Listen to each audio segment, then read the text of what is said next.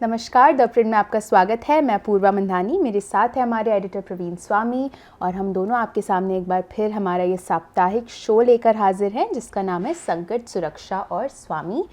आज के एपिसोड के लिए हमने आपके सामने जो सवाल रखा था, जिस पे आपने हमें अपने सवाल भेजे, वो सवाल है क्या लेबनान में हमास के शीर्ष अधिकारी की हत्या से दुनिया में कहीं प्रतिशोध होगा।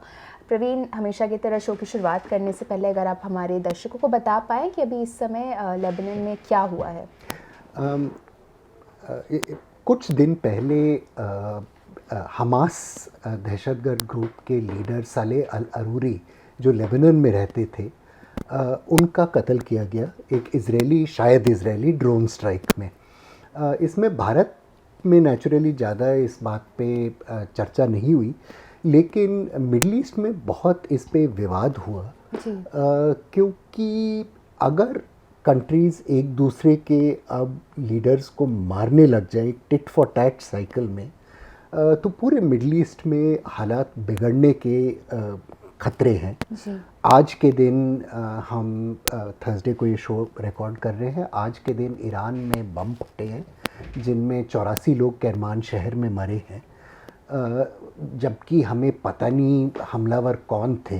वो कोई सुन्नी जिहादी ग्रुप जैसे कि इस्लामिक स्टेट या अलकायदा हो सकता है, लेकिन ईरान ने बहुत जल्द इज़राइल को ज़िम्मेदार ठहराया है।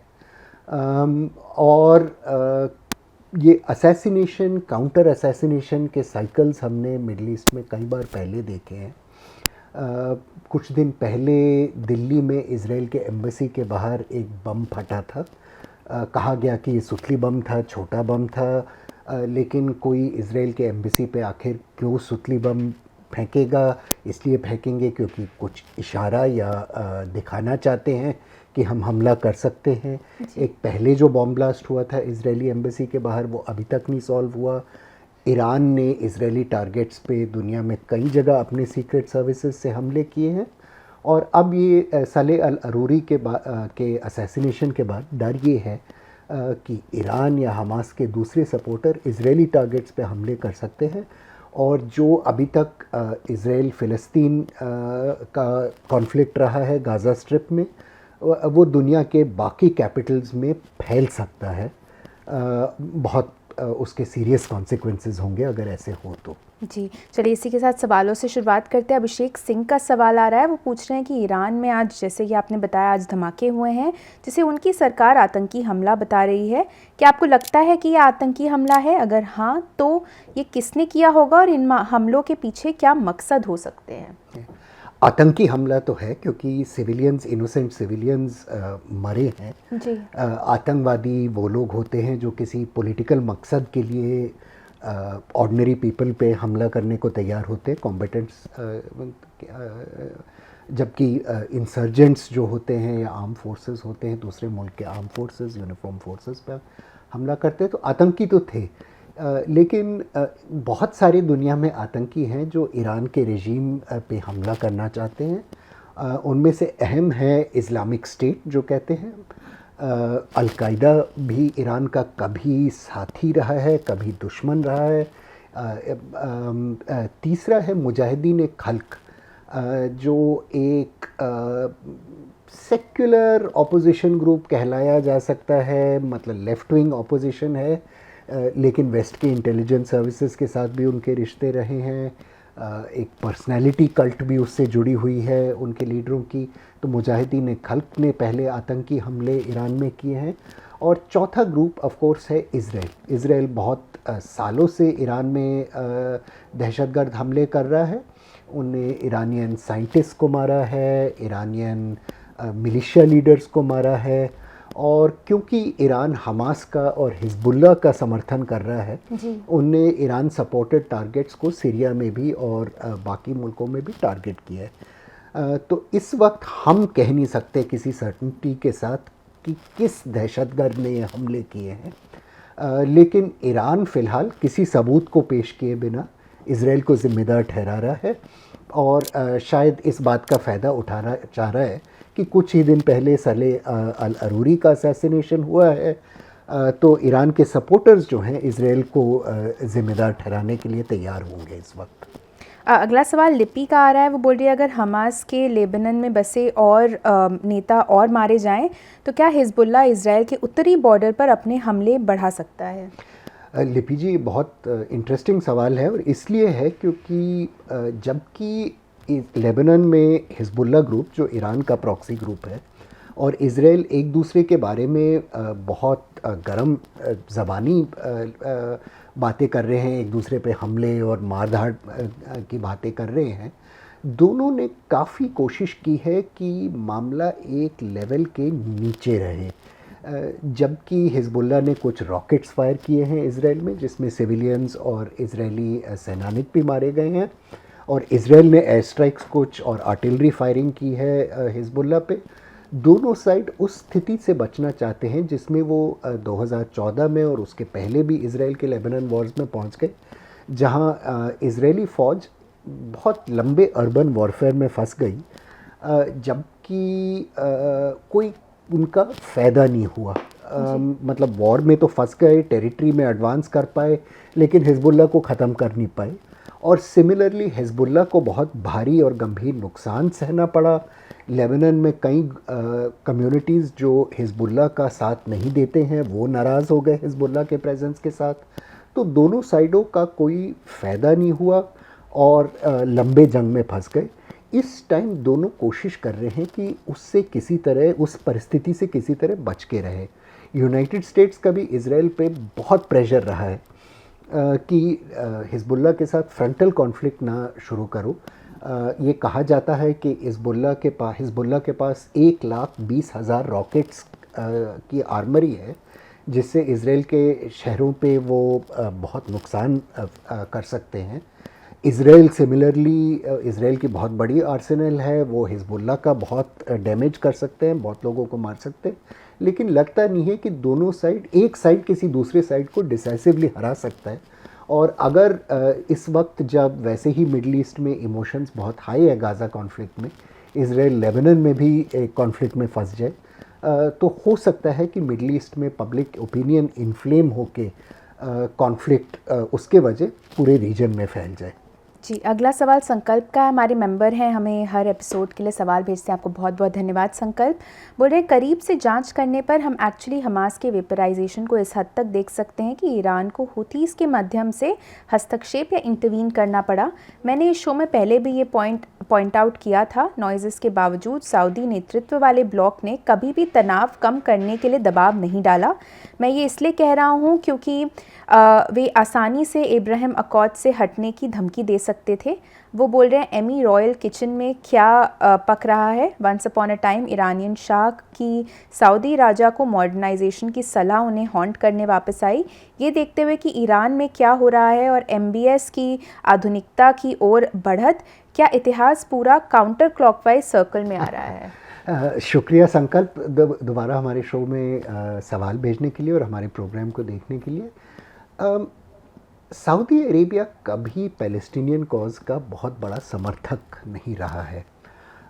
इनफैक्ट 1973 में के जंग के बाद उनने ऑयल एम्बार्गो ज़रूर किया था वेस्ट पे, जिसका बहुत नुकसान हुआ, लेकिन मिलिट्री तौर पे ना उनने पैलेस्टीनियंस को बहुत ज़्यादा एड दी है, ना वो चाहे हैं कि मिडल ईस्ट में कोई ऐसे मूवमेंट्स पैदा हों या कॉन्फ्लिक्ट्स चले जिनसे मोनार्की वीकन हो सकती है। सऊदी अरेबिया की हमेशा कोशिश रही है कि अमेरिका के साथ मिल के वो रीजन में स्टेबिलिटी रखे, क्योंकि रॉयल फैमिली का सबसे बड़ा डर ये है कि अगर कोई कॉन्फ्लिक्ट वहाँ पैदा हो जाएगा तो उसमें अंत की कैजुअल्टी, जैसे ईरान में ईरानियन रॉयल्स रहे थे, वैसे सऊदी अरेबिया की रॉयल फैमिली का हाल वही हो सकता है जी। ये हमास के अटैक्स के बाद भी सऊदी अरेबिया ने कोई एक्शंस नहीं लिए जिससे इज़राइल को कोई नुकसान पहुंच सकता है, लेकिन पर्दे के पीछे डेफिनेटली सऊदी अरेबिया ने बहुत दबाव लगाया है यूनाइटेड स्टेट्स पे, बाकी बड़े पावरों पे, कि इज़राइल पे रोक लगाए ताकि ये कॉन्फ्लिक्ट जल्द से जल्द ख़त्म हो। जैसे कि आप बिल्कुल ठीक कह रहे थे कि सऊदी अरेबिया में इस वक्त एक बहुत कॉम्प्लिकेटेड और हो सकता है ख़तरनाक मॉडर्नाइजेशन का प्रोसेस चल रहा है। सऊदी अरेबिया की रॉयल फैमिली जो पहले पहले उस मुल्क में शासन अपना की थी, वो रिलीजियस हायरार्की के साथ जुड़ के की थी और एक तरह से वहाँ के रिलीजियस लीडरशिप और पॉलिटिकल लीडरशिप का ये डील था कि सियासी लीडरशिप रॉयल फैमिली कर ले, लेकिन रिलीजन के सारे स्फीयर में क्लेरिक्स का होल्ड रहेगा। लेकिन अब जो विमेन के राइट्स सऊदी अरेबिया में आ रहे हैं, जो कल्चरल लिबरलाइजेशन की तरफ वो कदम ले रहे हैं, उससे रिलीजियस साइड पे भी बहुत लोग हैं जो नाखुश हैं। और सऊदी अरेबिया में कोई कॉन्फ्लिक्ट पैदा हो या रीजन में कोई कॉन्फ्लिक्ट पैदा हो या कोई इकोनॉमिक परिस्थिति बिगड़े, जो कभी भी बिगड़ सकती है, तो रॉयल फैमिली का पोजीशन बहुत वीक हो जाएगा। मेरे ख्याल से ये कहना लेकिन कि इससे हमास कुछ वीक हुआ है, प्रॉबली मिस जजमेंट है। 31 दिसंबर की रात को हमने देखा नए साल के मतलब नए साल के आने के रात पे कि हमास अभी भी इतने हफ्तों की बमबारी के बाद 20,000 लोगों से ज़्यादा मरने के बाद कि वो इज़राइल के शहरों पे रॉकेट चला पाए।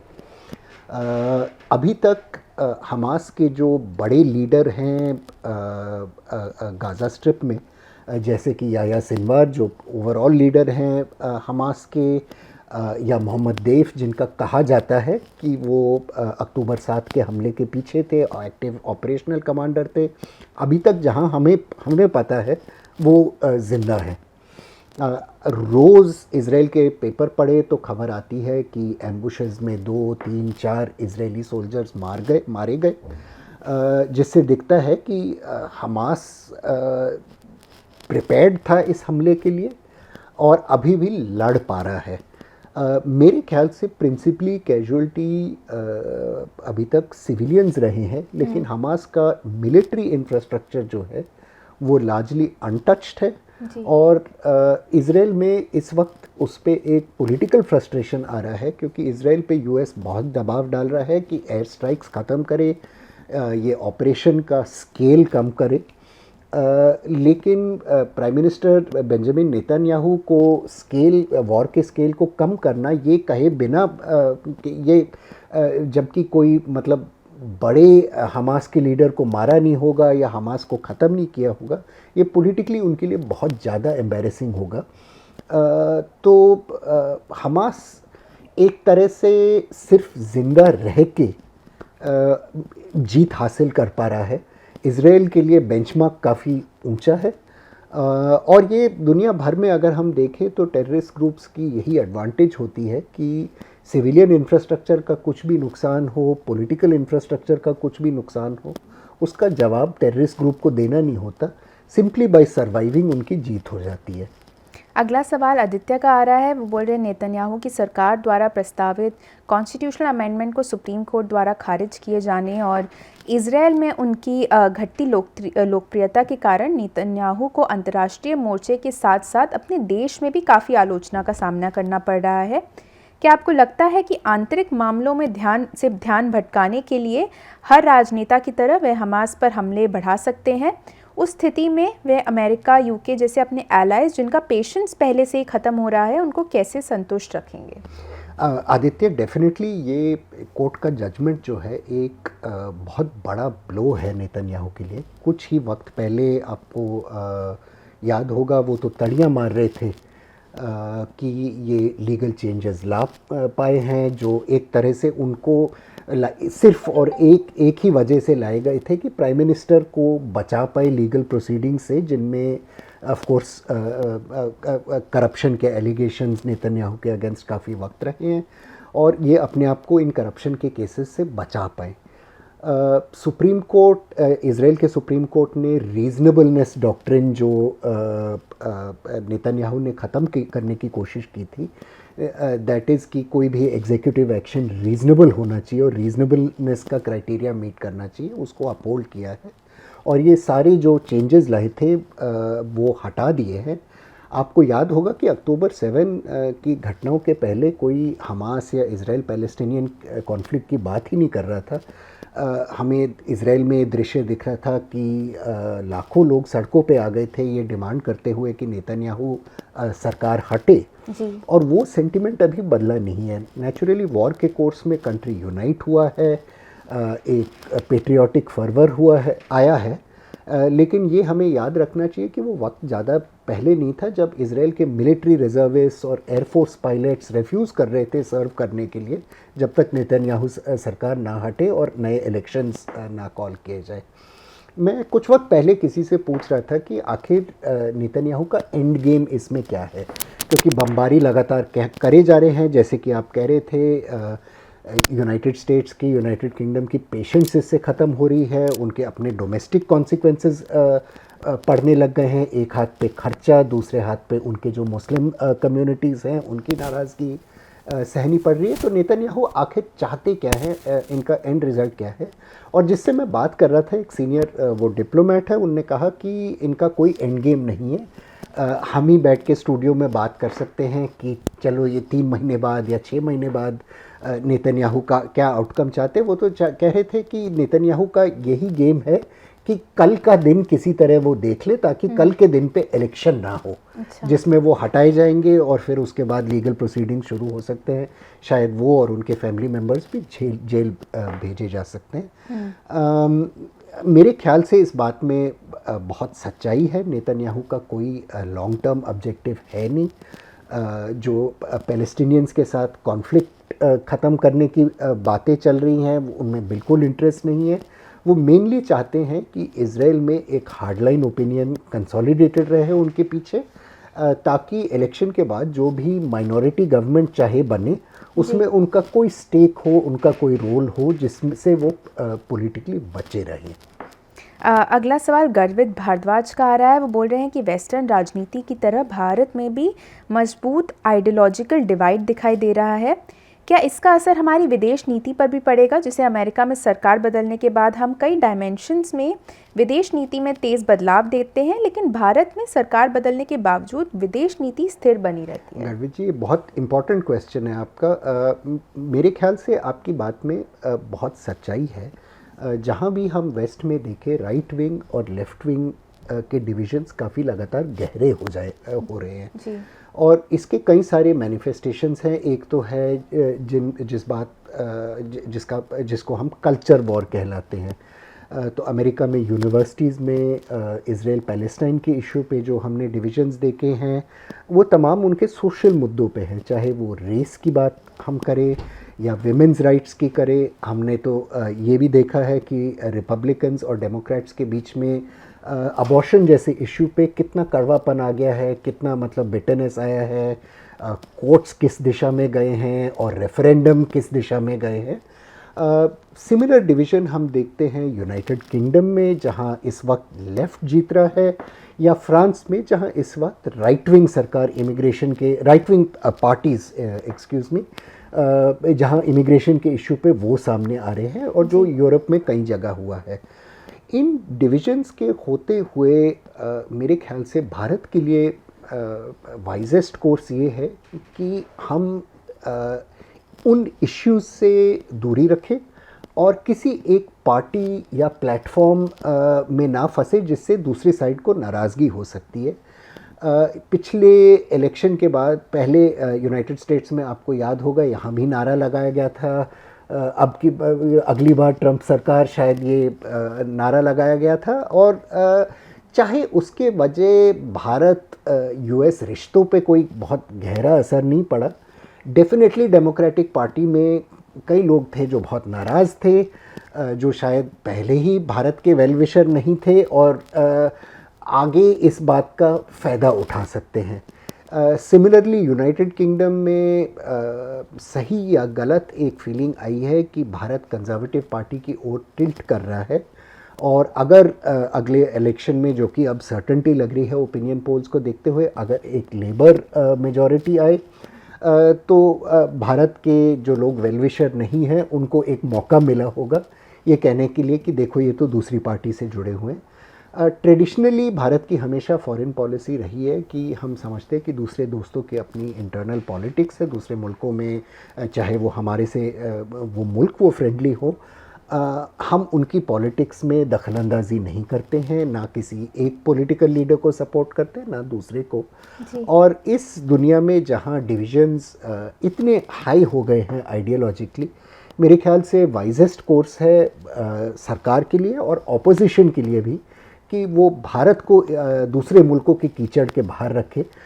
हमारे जो आपस के झगड़े हों और उनके जो आपस के झगड़े हों अपने अपने मुल्कों तक सीमित रहनी चाहिए। चलिए, इसी बात पे हमारा आज का एपिसोड यहीं ख़त्म होता है। आशा करती हूँ आपको एपिसोड पसंद आया होगा। हमसे जुड़ने के लिए आप सभी का बहुत बहुत धन्यवाद।